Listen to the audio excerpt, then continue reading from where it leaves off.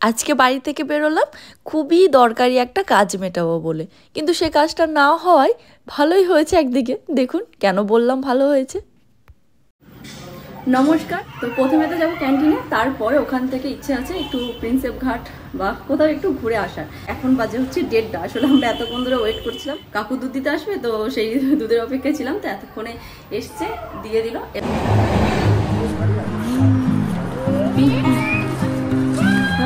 না কোকোডাইল দেখেছিস? এবার ডোনাকে খাবে রে কোকোডাইলটা, কামড়ে দেবে কিন্তু তোমাকে। দেবে দেবে বুড়ো বাবুরে পালাই ভাই, হ্যাঁ পালাই। ডোনাকে কামড়া, ডোনার বাবাকে কামড়িয়ে ওই দিক দিয়ে মুখটা করে বসে আছে কোকোডাইল। বাবা কই বাবা? যা।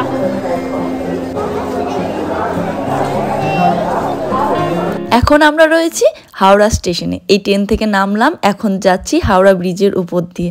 ব্রিজটা পেরিয়ে এসেই এই যে বড় বাজারের যে জায়গাটা, এই জায়গাটা না আমার খুব ভাল লাগে। পুরো সেই আগেকার দিনের বাড়িগুলো, বিশেষ করে আমার ওই আগেকার দিনের বাড়িগুলোকেই বেশি ভালো লাগে।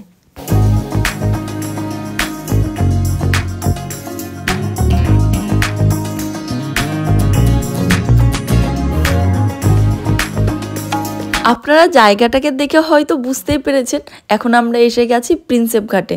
আসলে আমাদের যে কাজের জন্য এসেছিলাম মানে ক্যান্টিনে, তো ওটা আর কি বন্ধ আছে আজকে বিশেষ কিছু কাজের জন্য।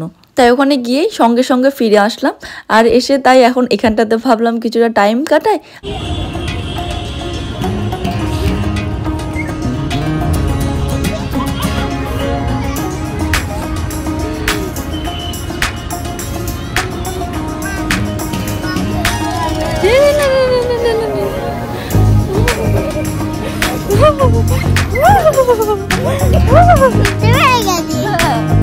এখানে এসে কিন্তু মাম্মাম খুব খুশি হয়েছে, তো সেটা হয়তো আপনারা মানে ওর মুখ দেখেই বুঝতে পারছেন, খুব আনন্দ করছে।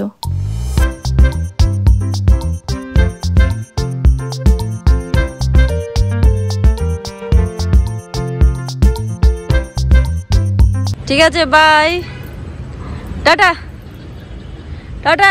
আর শোনো, ঠিক আছে আমরা চলে যাচ্ছি তাহলে বাড়ি, তুমি থাকো এখানেই, টাটা। চলেছে চলেছে আস্তে আস্তে আস্তে। ও এখানে এসে এতটাই খুশি যে এখান থেকে ও আর উঠে যাবেই না। তো ও বলছে আমি যাবো না, তোমরা চলে যাও। তো ওই কারণে আমি বললাম ঠিক আছে তাহলে থাকো, আমরা চলে যাচ্ছি। আসলে কি বলুন তো, এত বড় ফাঁকা মাঠ তো সেইভাবে পায় না খেলা করার জন্য। তো এখানে পেয়েছে যখন, ও আর এখান থেকে যেতে চাইছে না। আসলে এই যে দুপুরবেলায় ঘুমালো না, সেই ঘুমের বদলে এত আনন্দ করছে, এরপরে সন্ধ্যে অবধি তো থাকতে পারবে না, তখন সেই ঘুম পেয়ে যাবে। এই কারণে আমি বলছিলাম চলো একটু বসো গা। এই যে ও এখন একটু চা নিল, আর এর সাথে এই যে ঘটি গরমটা।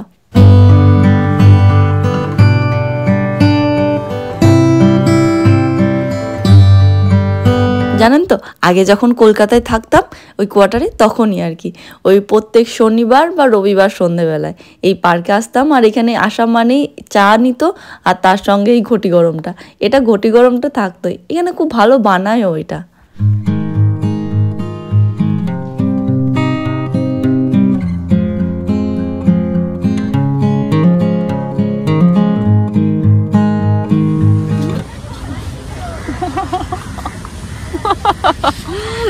বাবা খাইবে, তুই হা করছিস কেন? কি হয়েছে? হ্যাঁ তো কি হয়েছে? তোমার চাপতে মন করছে? এখানে কি এরকম কোনো সিপ আসছে? ওইখানে তুমি যাবে কি করে ওই সিপটার কাছে? ওইখানে, এইখান থেকে শিপে চাপা হয় না। ওই যে ওই দূরে শিপগুলো দাঁড়িয়ে রয়েছে না, তো ও আসলে মাম্মাম আর কি, ও এখন চাপবে ওগুলোতে। তাই আর কি এখানে বসে বসে ওদেরকে জোরে জোরে ডাকছে, আর আমাকেও বলছে মাম্মাম আমি শিপে চাপিয়েইনি কোনোদিন, ওদেরকে ডাকো, আমি এখন উঠে যাব। আপনারা নিজেরাই শুনুন ও কিভাবে ওদের ডাকছে। তোমার কথা শুনতে পাচ্ছ না ওরা? পাপা জোরে ডাকবে, তো তুমি ডাকো জোরে, আসো তাড়াতাড়ি। এত মন দিয়ে কি দেখছি, ওই যে দেখুন এত সুন্দর ভিউটা লাগছে না। আসলে আমরা উঠেই যাচ্ছিলাম আর তারপরে চোখে পড়লো সূর্যটা একটু ঘুরে আসলো আর একেবারে জলের উপরে একদম চিকচিক চিকচিক করতে লাগলো, কি সুন্দর লাগছিল। তাই আবার আমরা কিছুক্ষণ বসে গেলাম, তারপরে এখন উঠে এসেছি, এখন যাচ্ছি ওই বাবুঘাটের দিকে। আসলে এখানে শুনেছি ওই গঙ্গা আরতি হয়, তো ওটা কোথায় হয় আমরা ঠিক বুঝতে পারছিলাম না, আর এখানে বসে নেটওয়ার্কও ছিল না। তবে আইডিয়া লাগালাম হয়তো বাবুঘাটে হতে পারে। চাটা না আমার খুব একটা ভালো লাগে না, তো আমি চা খেলাম না, কিন্তু ওর চায়ে ডুবিয়ে বিস্কিটটা ঠিক খেয়ে নিলাম একটা।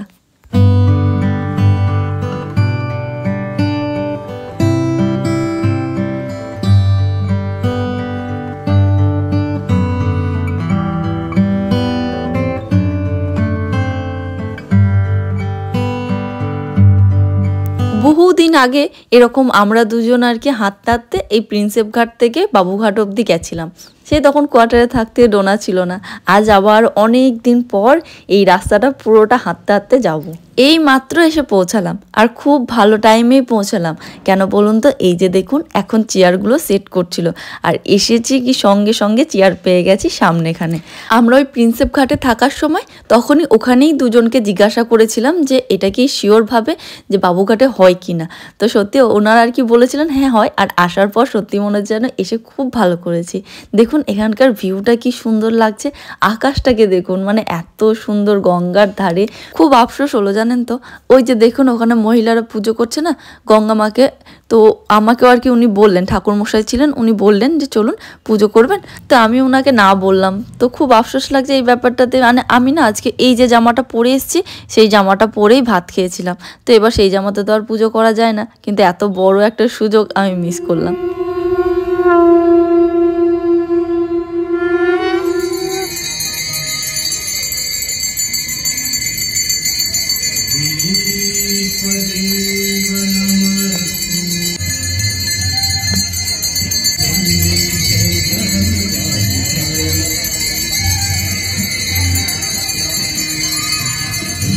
মনে হচ্ছে আজকে ক্যান্টিনটা না খোলা পেয়ে ভালোই হয়েছে, আর না হলে তো এরকমভাবে মানে প্ল্যান করে তো আসা হয়নি, হঠাৎ করেই হয়ে গেল।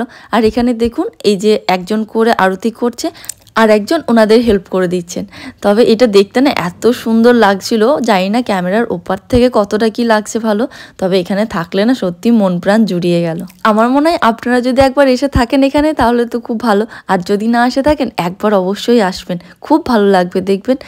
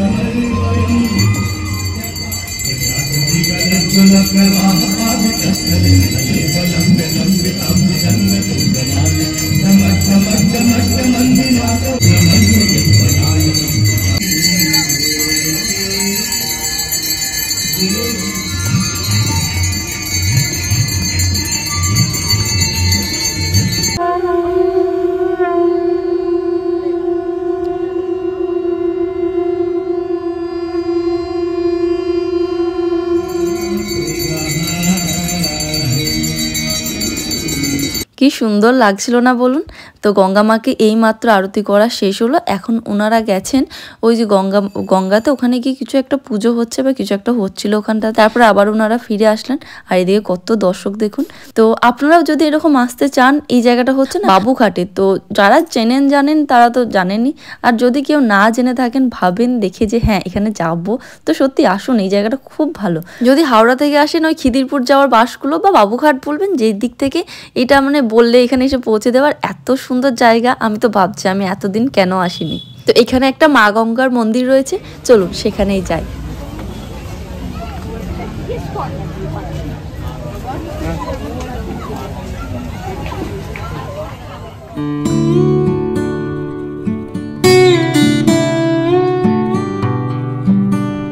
যেহেতু তখন মাম্মাম বারবার লঞ্চে যাব বলছিল, তো তাই আর কি আমরা ঠিক করলাম যে আমরা ঘাট পার হয়ে যাব। তো আসলাম ঘাটে, তো এসে দেখি যে এখন লঞ্চ রয়েছে কিন্তু সেগুলো আর কি অনেকটা পর পর, এখন প্রায় 2 ঘন্টা দাঁড়াতে হবে। তাই এই কারণে আমরা এখন বাড়ি ফিরে যাচ্ছি ওই গাড়িটারি এদিক দিয়ে। তো মাম্মামের জন্য এখান থেকে একটা ঘড়ি কিনলাম। তো ও তো ঘড়ি বলে না, বলে ঘুড়ি। আমি ঘুড়ি নেবো, তাই পরেই দিয়েছি। এখন দেখুন হাঁটার স্টাইলটাই বদলে গেছে। তাহলে চলুন আজকের মতো এতটাই। ভিডিওটিকে অবশ্যই লাইক করে চ্যানেলটিকে সাবস্ক্রাইব করে রাখবেন। তাহলে আজ আমি আসি, দেখা হচ্ছে খুব শীঘ্রই নতুন আরেকটি ভিডিওতে। টাটা।